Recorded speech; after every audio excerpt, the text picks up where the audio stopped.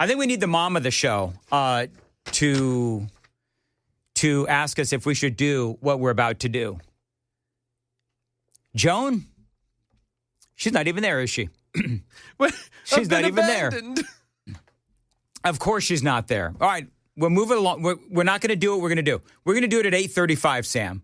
So at 8:35, we've got people on the super text line telling Sam that he better be careful on his way out to the car. So we're going to talk about that coming up at 8:35 on a very special segment of Nashville's Morning News in the Crisscross Handoff with Chris Hand. There's some crazy people out there, though. I'm going to tell you, I've been doing this a long time. There are some crazy people out there, and so we'll talk about that. I'm one of them. Mm-hmm. We'll talk about that at 8:35. Hey, real quick, I do find this funny, the whole Jerome Powell thing, and about how President Trump is suddenly investigating Jerome Powell, right? So the whole thing with the investigation into Jerome Powell, it's about the new Fed buildings and how it is horrifically late and over budget. I mean, it is terribly over budget, like by millions. How over budget is it, Sam? Do we know?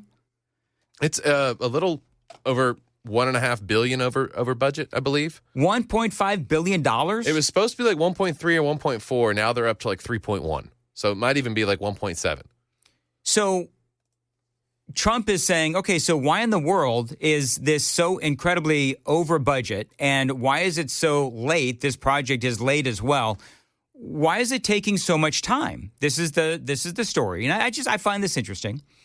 The Trump administration's criminal investigation of Federal Reserve Chair Jerome Powell has sparked frustration among White House officials and allies and threatened ramifications for markets and the government. Even Treasury Secretary Scott Bessent reportedly telling U.S. President Donald Trump that the probe made a mess, and multiple Senate Republicans voiced displeasure. They say, we needed this like we need a hole in the head, one said. And, you know, I get why people are upset about the whole thing.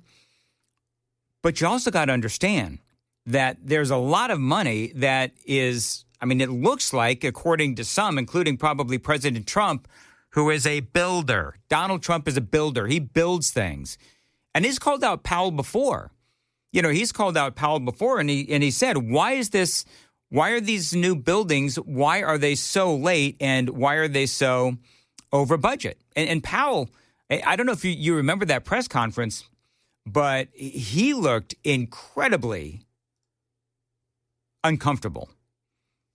Hence the investigation. So it's not like this whole thing just came out of nowhere. I mean, Donald Trump has been talking about this for quite some time. This is from the BBC. Because what they're saying, and Powell, of course, is hitting back on all of this. And again, some Republicans are hitting back as well. And I do understand that. I think that people who don't like Donald Trump are just going to basically say, oh, well, here's a guy that Donald Trump doesn't like, so now they're starting an investigation. I don't look at it that way. But this is how CNN puts it. The investigation, which drew bipartisan criticism after it was first revealed on Sunday evening, centers on Powell's June testimony before Congress about the central bank's $2.5 billion renovation of its headquarters in Washington, D.C. Powell himself responded with an extraordinary video statement in which he revealed the Federal Reserve had been served Friday with grand jury subpoenas, threatening a criminal indictment, and alleged the probe was sparked by his ongoing battle with the president over interest rates. The threat of criminal charge is a consequence of the Federal Reserve setting interest rates based on our best assessment of what will serve the public rather than following the preferences of the president, Powell claimed in a statement. Bessent's frustration, of course, was first reported by Axios, who said that he had told President Trump late Sunday that the federal investigation into Powell made a mess. CNN has reached out to the Treasury Department for comment. Some administration officials insist the Department of Justice's unprecedented move was not political and stressed that there were more investigating to do into Powell's testimony.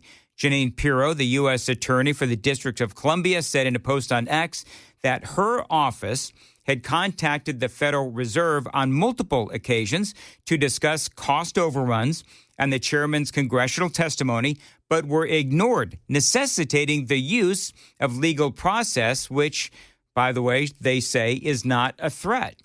They say the word indictment has come out of Mr. Powell's mouth, no one else's. Jeanine Pirro wrote, none of this would have happened if they just responded to the outreach. This office makes decisions based on the merits, nothing more and nothing less. We agree with the chairman of the Federal Reserve that no one is above the law, and that is why we expect his full cooperation. I mean, listen, the cost overruns are what the cost overruns are, and they are abundant. And again, they are way behind schedule as well. So, I mean, obviously, President Trump and the Trump administration, they want to know what in the world is going on with this whole thing.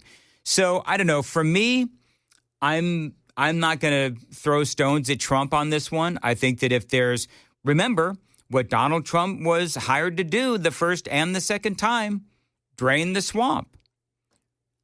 Russell Vought, Trump's director of the Office of Management and Budget, the OMB, had previously accused Jerome Powell of breaking the law by failing to comply with the government oversight's regulations and lying to Congress about details of the planned renovation of the Fed's headquarters. And Trump himself has publicly sparred with Powell over the renovation's price tag in a public tour in July. So, yeah, there's some Republicans that are for this, and there's some Republicans who are against this. But can I ask this question? Hey, Sam, can you confirm for me just how over budget are they and how late are they? So the latest from Grok says that the budget was like 1. It was 1.9 billion when they began. And now it's 2.5. It's actually at 3.1. Okay, so Grok so it's was doubled. Wrong. Yeah. So now we're at 1.2 billion over budget. Can I ask this question then? So if Jerome Powell, and Joan, help me fill in blanks here if I've missed something. Mm-hmm. But if Jerome Powell is not answering questions about the cost overruns, and he's just sort of like, well, it's not my fault. Okay, well, whose fault is it? Like, this seems to me it's all about accountability. Like, it has to rise to somebody's level to be held accountable. Right. And he's the big guy on campus, right? He's the chair. Just for comparison's sake, you could build an entire hotel and entertainment venue for $1.2 billion, the overage.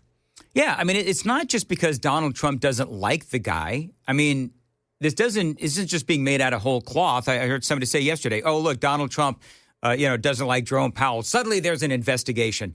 BS. Well, they're conflating the issues. I mean, there's the issue of the cost overruns at the Federal Reserve and Jerome Powell lying about it versus Jerome Powell won't lower interest rates and he's holding up our economy. I mean, there's two different issues going on here, but they want to conflate them.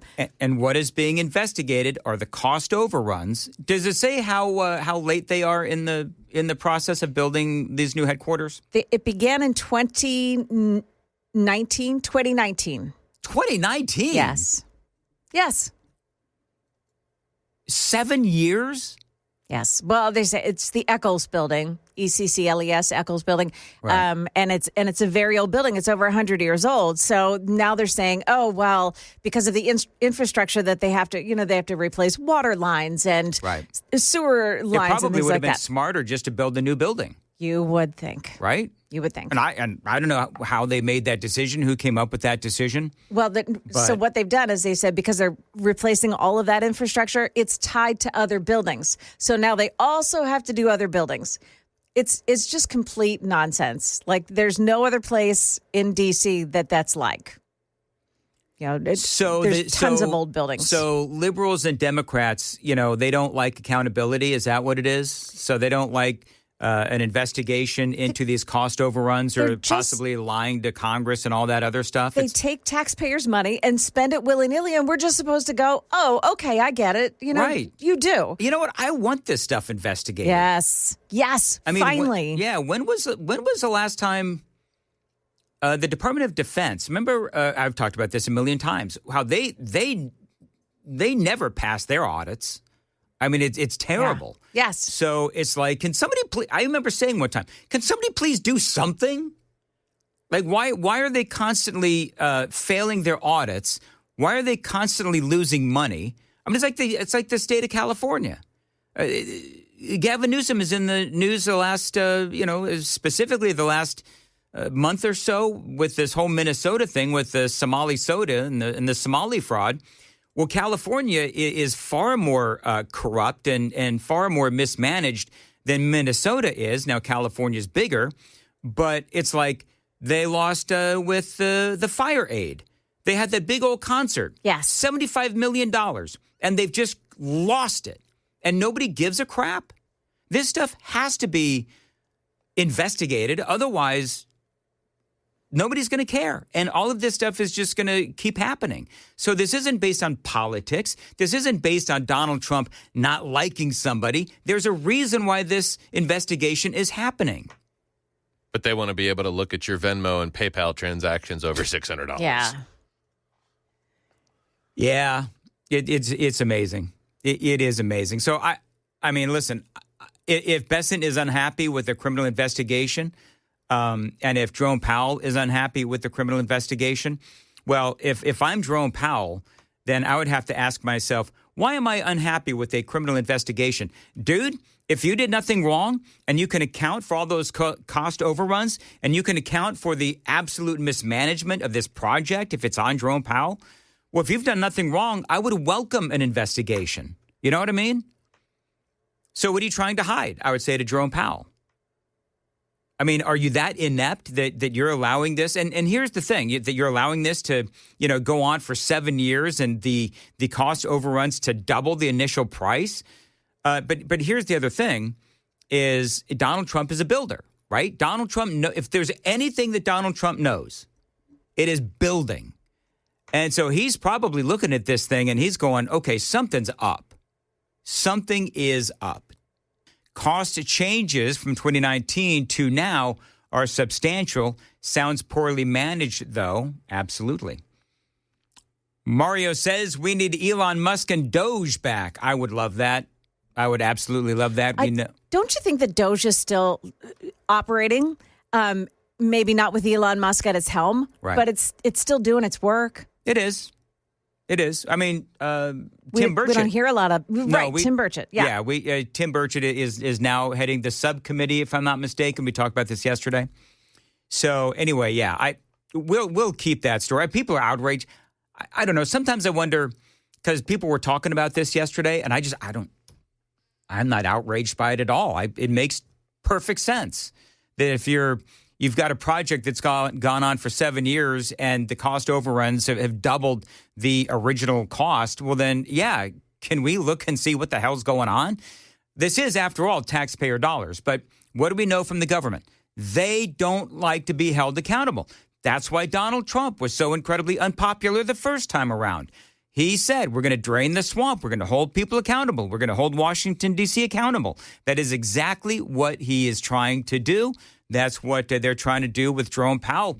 And for the love of all that is holy, let's just figure out what's going on and fix the issue. Welcome on in to Nashville's Morning News. All right, where do we want to go? A lot of people very passionate about what is going on in Minnesota. I do want to talk about this just very quickly. Let's take the phones off hold. Could we, Sam? I want to do this story because I just find this interesting, and I'm genuinely curious as to how you folks feel about this. This is the headline. Tennessee lawmakers take up food tax relief as the session resumes. This is from Fox 17. The rising cost of food is an issue affecting people across Tennessee. Lawmakers are preparing to take action. The legislature returns to session, and bills aimed at reducing the sales tax on groceries are expected to be a key topic of discussion. For many Tennesseans, putting food on the table has become increasingly expensive. In recent years, Tennessee lawmakers have made efforts to lower the sales tax on groceries. So now, State Representative John Ray Clemens, of course we know he's a Democrat, is sponsoring a bill aimed at exempting low-income families from paying any sales tax on food and food ingredients. So the bill, this is a quote, so the bill won't deal with that necessarily, specifically SNAP residents, SNAP recipients, is going to deal more with the grocery sales tax side, Clemens says. So apparently what they're going to do is, what the Democrats want to do, is if it's low-income folks don't have to pay sales tax on groceries. That's what the Democrats want to do, according to Clemens. When asked about the income threshold for eligibility, Clemens said the guidelines are still being finalized. So what do you think about that, you listeners? What do you think about that? I want to take phone calls on this. I'm going to report. I want you to decide. 615-737-9986. I recognize that times are tough. John Ray Clemens there says that people who are low-income families should not pay sales tax on food and food ingredients. Now, the Republicans have also introduced legislation to reduce the grocery tax. Their proposal would exempt all Tennesseans from paying sales tax on groceries. See, I like that. Because I don't like the whole picking winners and losers thing. I don't like that. I mean, I'm sorry that, low-income families are low-income families. But if you're going to lower the sales taxes, you give everybody a break. And not just the low-income families, fully recognizing and fully appreciating and fully understanding that low-income families have it harder than other families. But if you're going to lower it, be fair and lower it for everybody. Republicans have also introduced legislation to reduce the grocery tax. Their proposal would exempt all Tennesseans from paying sales tax on groceries. Quote from William Lamberth, House Majority Leader, Representative Davis's bill from this past year is still active this year. He says, I'm a co-sponsor on that bill. It would do away with the grocery taxes completely. I mean, I like that.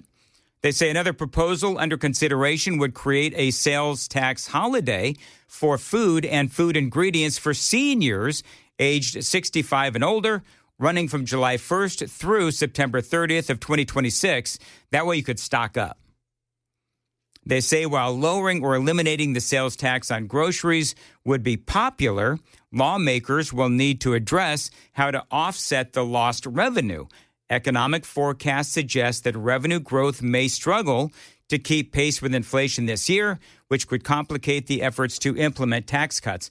One of my questions would be, and I don't know what the answer is, but one of my questions would be, okay, so if they lower the taxes for everybody, okay, well, then they got to figure out how to make up that revenue. But if they only lower the taxes for low-income folks, well, then how do they make up that deficit? Will they then end up raising the taxes on people that are not low income? So I'm just, I report, you decide, which I used to do a lot in the midday when I like to talk to folks in the midday. 615-737-9986. This is Lindsay calling from Gallatin on WTN. Hey, Lindsay. Good morning, Dan. Good morning, Lindsay. Go ahead. Well, I have known people in my life that would take advantage of the situation. People that want to stay poor. We all know that the whole left does. That's true. That is very true. So this is another incentive for them to not make more money. Oh, I see where you're going with that. Yeah, I think what your argument is that the more that we do to sort of, I don't know, what's the right way to put this? The more breaks we give low-income, enable. Thank you, Lindsay. That's exactly the word I was looking for. The more that it's what Lindsay's saying now. The more that we enable low-income people, the less inspiration or motivation they have to get out of that situation. I don't know. Makes sense. Does that make sense, Joan? It does. When I was really poor, and I've been really poor, I don't think people understand how poor I've been. I was so motivated to get out of the debt that I was in, and there would be no public benefit that would not motivate me to get me out of the really crappy position that I was in. I mean, I've talked about this before. Nobody wants to hear my sob stories, but when I was like 19 years old, 18 years old, got kicked out of my house, and I had to go find an apartment on my own. For like 2 years, Joan, I was eating top ramen. I mean, it was really, really bad. So I've always been motivated by poverty. I mean, gosh, my wife will tell you that one of my big motivations. Why do I work so much? Why do I do so many other shows? I'm always worried that I'm going to lose everything. I mean, that's my motivation to do what I do. Because I've seen people with, substantial means, not that I have substantial means, but I've seen people with substantial means lose it all like that. Yeah. So, I don't know. It's an interesting concept. I would agree when Lindsay says that the government does enable people to stay low income because, you talk about food stamps, you talk about all of the things that the government does to, help people. And that means that they become complacent. And if they're complacent with all the government handouts, then guess what happens? They're not motivated to go out and earn maybe 3 times as much as the government is giving them, right? So if you make, and I've never been on government benefits, so I don't know how much they get and whatever. But let's just say, for example, you get, I don't know, what, Joan, $15,000, $15,000, $20,000, $25,000 a year in government benefits one way or another. EBT, help paying your bills and the electricity bill and rent assistance and all that kind of stuff, right? So let's say you're happy with what you get with that. Well, then you're not motivated to go out and try to improve yourself and make maybe $75,000 a year at a job. That's why I've always, people... Plus, there's usually limits. So if you earn above this much, then that's you true, cannot, John. you can't get benefits. So people will keep themselves below that limit so that they still get free stuff. Yeah. And it's the same thing I've always said about a minimum wage.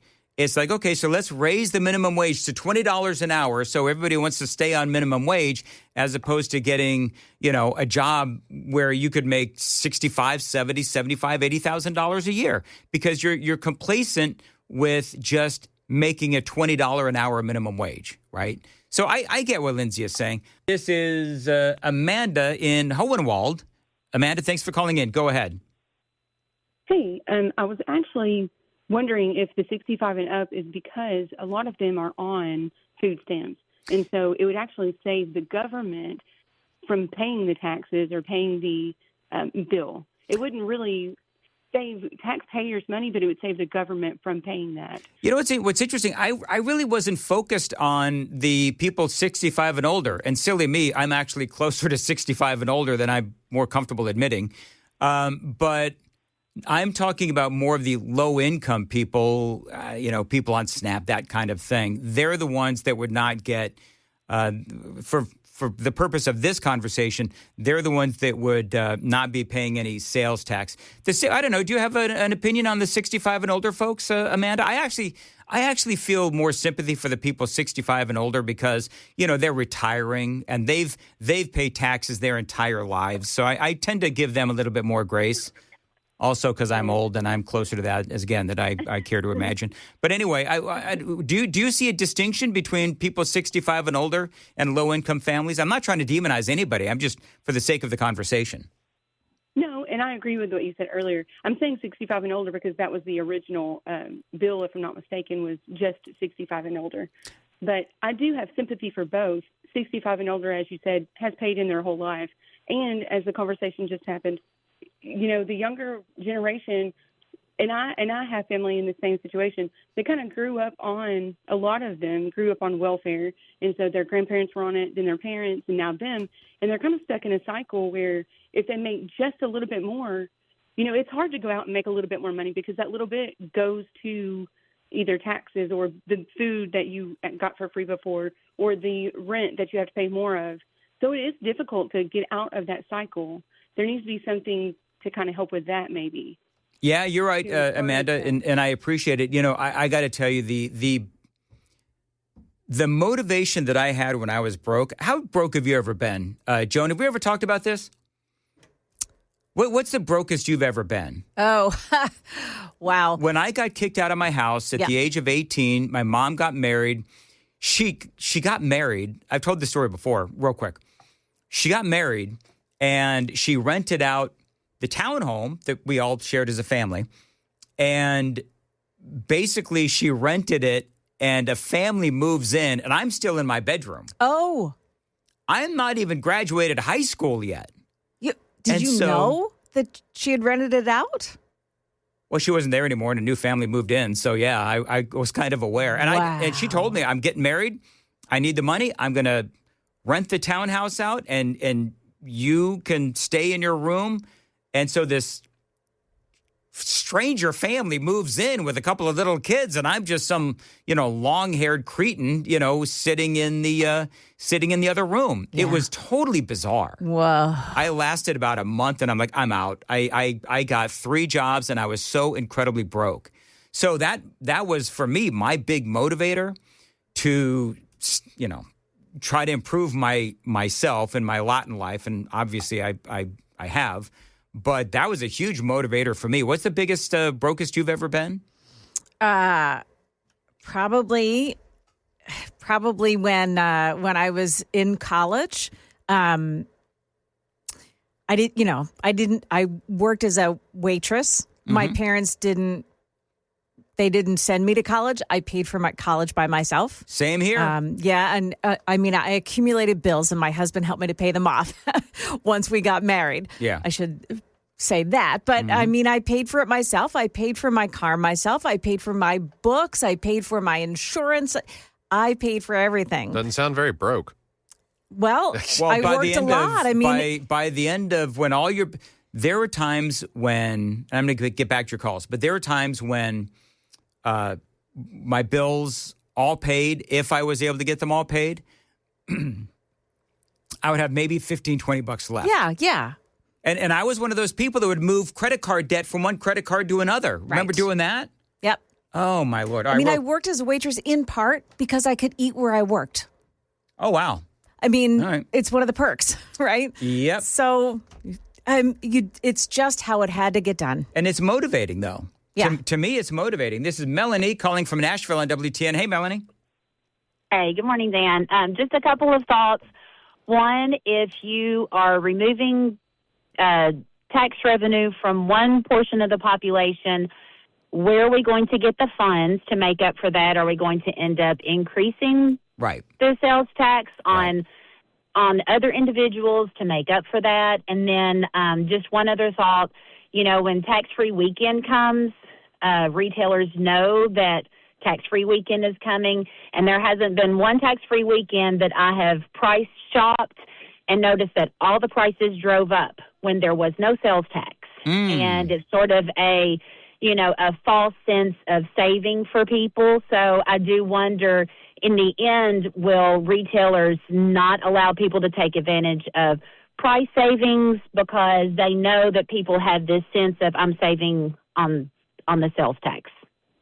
Yeah, I wouldn't put that past them. So just as a general principle, see, the previous caller, she talked about 65 and older people and how they might get, the break on sales tax. I put a distinction between low-income families and people 65 and up. And I don't know why I do that, and I don't know if that's right or wrong. But do you have a distinction between the old folks and the low-income families that, maybe they're, low-income family but 20, 30 years old, whatever it is? I tend to put them in different categories, and I don't know why, but I just do. Well, you do have retirees that may have a substantial income because they have saved, because they have retirement that goes along with their Social Security. So they may not be impoverished. They may be doing well. Yeah. I guess you could give them a tax break on top of, their already Social Security and what they've already made. But in all honesty, whether you're older or whether you're younger, if you've worked hard and saved and are able to maintain your own expenses, is it really any different if you're older or if you're younger? All right. Melanie, thank you very much. I appreciate the call. Edward, I know the phone's going crazy. Last call on this, though. Edward, go ahead. Hey, Dan, I want to thank you for taking my call. And when you mentioned reduction of sales tax, I remember this occasion, Rush Limbaugh reported on it. In New York, they went for tax-free for like a whole week. And what they found was at the end of the week, the stores actually brought in more revenue, and more revenues went into the government coffers than with tax. So they extended it for a whole month. You could probably Google this and find when this took place. I'm on the road. I can't do it for you. All right, Edward. Thank you very much. I appreciate it. Well, I guess I'll have to Google that. Sam, can you see if you Google that? Because if they went tax free for a week, how did the government get all that revenue then? If there was no sales tax, I'll have to look that up. But I think it's an interesting conversation to have. I mean, I don't like my bottom line on this whole thing is I don't like choosing winners and losers. I think I like the Republic. Shocking, the conservative likes the Republicans' idea of lowering everybody's taxes, sales taxes, as opposed to just saying, well, if you're under a certain income, you don't have to pay sales tax on groceries. I don't like that because I think you're picking winners and losers. Why am I being penalized for working hard and making something of myself? You know what I mean? I don't think that that's fair.